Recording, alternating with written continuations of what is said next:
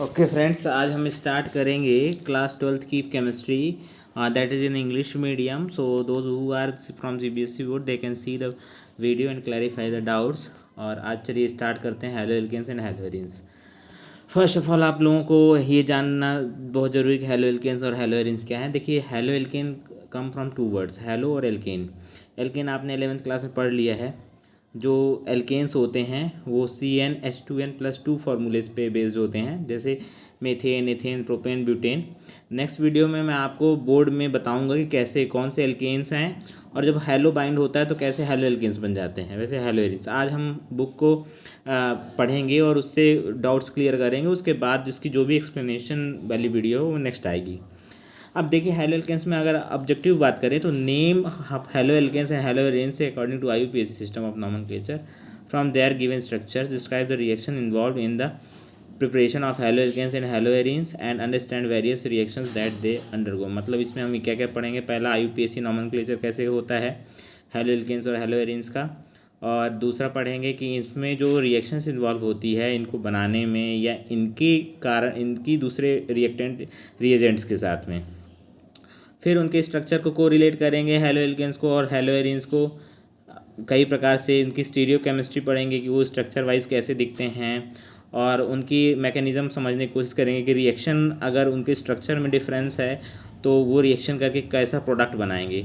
और उनका environmental effect भी हाईलाइट करेंगे कि उनका इन्वायरमेंटल इफ़ेक्ट क्या होता है, उनका क्या यूज़ है और उनका इफ़ेक्ट हमारे वातावरण में कैसा है. तो जब हम बात करते हैं हैलो एल्केन्स की, तो देखिए हैलो एल्केन्स जो होता है फार्मूला है एल्केन का CnH2n+2. उसमें जब एक हाइड्रोजन रिप्लेस हो जाता है तो उसकी जगह एक हैलो एलिमेंट्स ले लेता है. हैलो एलिमेंट्स कौन से हैं, जैसे क्लोरीन, ब्रोमीन, आयोडीन, फ्लोरीन, ये ले लेते हैं तो वो हैलो एल्केन्स बन जाता है. तो जनरली जो कार्बन हाइड्रोजन बॉन्डिंग होती है वो तो सिग्मा बॉन्डिंग होती है, और कार्बन कार्बन भी सिग्मा बॉन्डिंग होती है. और जब कार्बन का जो हाइब्रिडाइजेशन होता है वो sp3 हाइब्रिडाइजेशन का होता है. और जब हम हैलो एल्कीन्स की बात करते हैं तो हैलो एल्कीन्स में जो है तो sp2 हाइब्रिडाइजेशन पाया जाएगा, और हैलो एरीन्स में भी sp2 हाइब्रिडाइजेशन पाया जाता है. कार्बन की बॉन्डिंग के ऊपर डिपेंड करता है कि कार्बन कैसी बॉन्डिंग है. अगर वो केवल कोवेलेंट बॉन्डिंग सिग्मा वाली है तो sp3 पाया जाएगा, और अगर डबल बॉन्ड है तो sp2 होगा. और many halogen contains organic compounds occur in nature. बहुत सारे जो हैलोजेंस होते हैं वो जो ऑर्गेनिक कंपाउंड्स होते हैं नेचर में उनके साथ में रिएक्टिव रहते हैं और रिएक्शन में पाए जाते हैं. और ये पाए जाते हैं बहुत सारी एप्लीकेशंस में, इंडस्ट्री में और डे टू डे लाइफ में भी पाए जाते हैं. और they are use as a solvent. इनका सबसे ज़्यादा हैलो एल्केन्स का सबसे ज़्यादा यूज जो होता है सॉल्वेंट के रूप में होता है. और कैसा सॉल्वेंट, नॉन पोलर कंपाउंड के लिए सॉल्वेंट का काम करता है. और जब हम स्टार्टिंग मटेरियल किसी की भी बात करते हैं सिंथेसिस के लिए तो सबसे ज़्यादा हम उपयोग में देखते हैं तो हैलो एल्केन्स का उपयोग होता है. जैसे कुछ एग्जांपल्स हैं, जैसे क्लोरीन कंटेनिंग एंटीबायोटिक क्लोरमफिनोकॉल. क्लोरमफिनोकॉल एक प्रकार का एंटीबायोटिक होता है जिसमें क्लोरीन पाया जाता है, और इसका ये जो प्रोड्यूस होता है किसके द्वारा होता है, एक माइक्रो ऑर्गेनिज्म के द्वारा. और इसका यूज़ होता है टाइफाइड के फीवर की ट्रीटमेंट के लिए. और हमारी बॉडी जो है आयोडीन कंटेनिंग है, और हमको पता है कि हमारे गले में थायरॉक्सिन हार्मोन पाया जाता है, तो एक्चुअली वो भी एक प्रकार का आयोडाइड हैलो एल्केन्स है. और डिफिशियंसी जिसकी कमी से ग्वाइटर जैसा रोग हो जाता है. और इसका सिंथेटिक हैलोजन कंपाउंड जो है वो है क्लोरोक्विनोन, जिसका यूज़ जो है तो मलेरिया के ट्रीटमेंट में होता है. तो एक क्लोरोक्विनोन हो गया जिसका यूज़ मलेरिया के ट्रीटमेंट में होता है. और हैलोथेन जो है वो यूज़ होता है एनेस्थेटिक ड्यूरिंग सर्जरी. मतलब एनेस्थीसिया के लिए यूज़ किया जाता है हैलोथेन का और सर्जरी में, ताकि वहाँ पेन ना हो. फिर और हैं फ्लोराइड्स हैं, फ्लोरिनेटेड कंपाउंड्स हैं एक्चुअली, जिनका यूज़ जो है तो potential blood substituents in surgery में ब्लड पोटेंशियल ब्लड सब्स्टिट्यूएंट्स के रूप में किया जाता है. फिर चलिए अगर हम क्लासिफिकेशन की बात करें तो क्लासिफिकेशन हैलो एल्केन्स और हैलो एल्कीन्स का कई बेसिस पे किया जाता है, जिसमें से पहला है आपका on the basis of number of halogen atoms. Halogen atoms आप जानते हैं कि जैसे आप देख पा रहे हैं एक स्ट्रक्चर में आपको दिखाया गया है, यहाँ पे आप देख लीजिए ये हैलो एरीन्स हैं. इसी प्रकार आपको हेलो एल्केन्स का स्ट्रक्चर देखने को मिलेगा। आप यहाँ पे देख सकते हैं, यहाँ पे आप देखिए ये है C2H5OH5X, तो X हेलो एल्केन्स के लिए रिप्रेजेंटेशन है। और यहाँ पे देखिए C2H5X है, एक X जुड़ा है तो हम इसको बोलेंगे कि ये हेलो एल्केन्स है, लेकिन कैसा है, मोनो, सिंगल, 1 यूनिट का हेलो एल्केन्स है। ऐसे ही अगर यहाँ पे याद देखिए तो हेलो एल्केन्स कितने जुड़े हुए हैं, 2 जुड़े हुए हैं, तो हम यहाँ कह देंगे कि ये डाई हेलो एल्केन्स है। इसी प्रकार ये ट्राई 3 है, अगर X जुड़े हैं तो ट्राई हेलो एल्केन्स हो गया। हेलो एरिन्स की बात करें तो ये भी डिवाइडेड हैं basis of number of halogens के। जैसे आप यहाँ देख सकते हैं, एरीन ग्रुप के साथ एक X है तो मोनो हेलो एरिन्स कहलाता है, 2 है तो डाई हेलो एरिन्स, और 3 है तो ट्राई हेलो एरिन्स कहलाता है। तो इसमें हम कौन सा वर्ड यूज़ करते हैं, मोनो, डाई, ट्राई, टेट्रा, ऐसे हम वर्ड यूज़ कर लेते हैं एल्केन्स की, हेलोजन एलिमेंट्स के नंबर्स बताने के लिए हेलो एल्केन्स या हेलो एरिन्स में। फिर मोनो हेलो कंपाउंड्स में फर्दर भी classified according to the hybridisation. अब मोनो हेलो एल्केन्स जो होते हैं उनके हाइब्रिडाइजेशन अलग अलग अगर पाए जाएंगे तो कंपाउंड्स अलग अलग होगा स्वाभाविक रूप से, तो उनको भी क्लासीफाई किया जाता है उनके हाइब्रिडाइजेशन के बेस पे। चलिए अब बात करें अगर कि कंपाउंड कंटेनिंग sp3, अब हाइब्रिडाइजेशन में कौन सा हाइब्रिडाइजेशन, चलिए अगर sp3 hybridisation that means carbon और X मतलब हेलो एलिमेंट्स या हैलाइड्स CX, अगर कार्बन और हाइड्रोजन के बीच में अगर sp3 का हाइब्रिडाइजेशन है और मान लीजिए X कुछ भी हो जाता है, फ्लोरीन, क्लोरीन, ब्रोमीन और आयोडीन है, तो अगर बात करें तो हेलो एल्केन्स को हम एल्किल हैलाइड या हेलो एल्केन्स कहेंगे। और उनका क्लासिफिकेशन आप देख सकते हैं, अगर उसकी पोजीशन जो है पहले कार्बन से है तो देख सकते हैं यहाँ पे क्या लिखा है, in alkyl halides the hydrogen atoms is bonded to the alkyl groups. Alkyl halide में जो हाइड्रोजन एटम होता है एल्किल ग्रुप से बाउंडेड होता है। They form a halogenous series represented by CnH2n+1X। मैंने बताया था एल्केन का फॉर्मूला क्या होता है, CnH2n+2। उसमें एक हाइड्रोजन जब रिप्लेस कर देंगे X से तो हाइड्रोजन एक कम हो जाएगा, मतलब हो जाएगा CnH2n+1 और एक X आ जाएगा। तो ये है हेलो एल्केन का फॉर्मूला। और इनको हम क्लैरिफाई करते हैं, डिफाइन करते हैं, प्राइमरी, सेकेंडरी या tertiary according to the nature of carbon in which hydrogen is attached.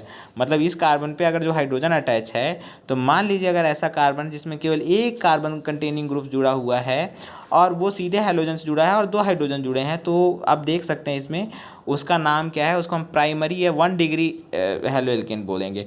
अगर ऐसे कार्बन से X जुड़ा है जो 2 एल्किल ग्रुप से जुड़ा है तो सेकेंडरी 2 डिग्री कहलाएगा। अगर ऐसे कार्बन से जुड़ा है वो जो 3 एल्किल ग्रुप से जुड़ा है तो टर्सरी हेलो एल्केन कहलाएगा।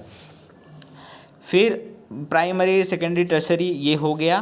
फिर इसके बाद एलिल हैलाइड्स। एलिल हैलाइड ध्यान रखिएगा, बहुत इंपॉर्टेंट चीज़ें हैं। एलिल हैलाइड क्या होता है, जब कार्बन कार्बन बीच में डबल बॉन्ड हो और वो जो sp3 वाला कार्बन है वो अटैच हो किससे, हैलाइड से, और उसके जस्ट वाला कार्बन जो है तो sp2 हो, या आपको फिगर से हम बता देते हैं। आप फिगर देखिए ध्यान से, यहाँ देखिए, यहाँ लिखा है CH2X और यहाँ सिंगल बॉन्ड है, फिर यहाँ डबल बॉन्ड है, आप देख पा रहे हैं यहाँ पे डबल बॉन्ड है। तो जो CH2X है तो ये C जो है 4 सिग्मा बॉन्ड से बॉन्डेड है, एक X के साथ, 2 हाइड्रोजन के साथ और एक सिग्मा बॉन्ड कार्बन के साथ। मतलब इसका तो sp3 है जो X से जुड़ा है, लेकिन जो कार्बन जुड़ा हुआ है इस sp3 हाइब्रिडाइज्ड कार्बन से जो हैलोजन से जुड़ा है वो sp2 है, वो बॉन्डेड है।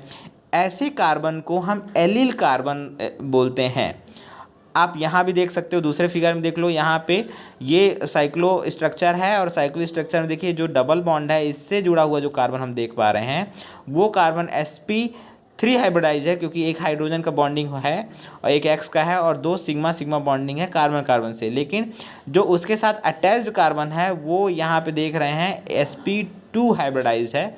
इसको मैं और अच्छे से बोर्ड में एक्सप्लेन कर दूंगा, अभी तो हम बुक को ही क्लैरिफाई कर रहे हैं, उसके डाउट्स क्लियर कर रहे हैं। तो यहाँ पे देखिए कार्बन कार्बन का जो बॉन्ड है ये इसमें लिखा हुआ, these are the compounds in which the halogen atoms is bounded to an sp3 hybridised carbon atoms. ये ऐसे कंपाउंड होते हैं जिसमें जो हैलोजन एटम होता है sp3 से बाउंडेड होता है और उसके एडजेसेंट में, मतलब उससे जुड़ा हुआ जो कार्बन होता है वो डबल बॉन्डेड होता है और उसी को हम एलाइलिक कार्बन बोलते हैं। तो इस प्रकार का हैलाइड एलाइलिक हैलाइड कहलाएगा। बेंजाइलिक हैलाइड, अब देखिए बेंजाइलिक हैलाइड क्या है, आप फिगर देख लीजिए। बेंजाइलिक हैलाइड में अब इस फिगर को देख करके आप पहले समझिए, फिर उसके बाद उसकी थ्योरी देखेंगे। देखिए यहाँ पे जो X है, ये जिस कार्बन से जुड़ा है डेफिनेटली वो sp3 हाइब्रिडाइज है, क्योंकि उसमें 4 सिग्मा बॉन्ड है। अब उसके बाद वाला जो कार्बन है वो जस्ट बाद वाला कार्बन जो है तो sp2 हाइब्रिडाइजेशन में है, क्योंकि डबल बॉन्ड है। तो एक दो तीन सिग्मा बॉन्ड है और एक पाई बॉन्ड है, तो sp2 हाइब्रिडाइजेशन हुआ।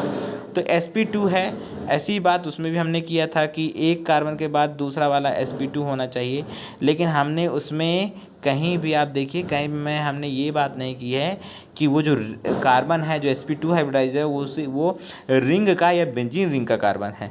लेकिन जब आप इसमें देखेंगे, बेंजाइलिक में देखेंगे, इसमें देखिए, इसमें जो है तो इसमें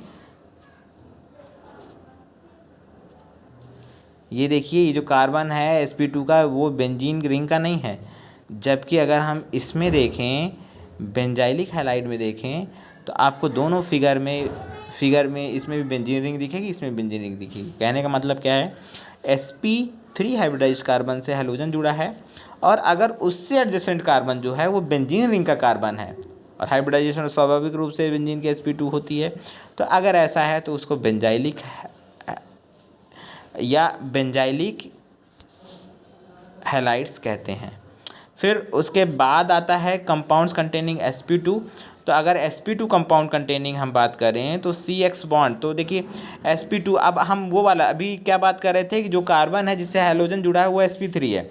अब हम बात करें उस कार्बन की जिससे हैलोजन जुड़ा है लेकिन वो कार्बन sp2 है, मतलब उसकी जस्ट बाद डबल बॉन्ड आपको मिल जाएगा, पाई बॉन्ड मिल जाएगा। तो देखिए पहला है विनाइलिक, दूसरा है एरिल, और इनमें देखेंगे तो बेंजाइलिक और एरिल में, विनाइलिक और एरिल में, तो विनाइलिक को अगर आप देखिए ध्यान से तो ये एक साइक्लो स्ट्रक्चर भी हो सकता है, ओपन चेन भी हो सकता है, मतलब इसमें बेंजीन रिंग नहीं है।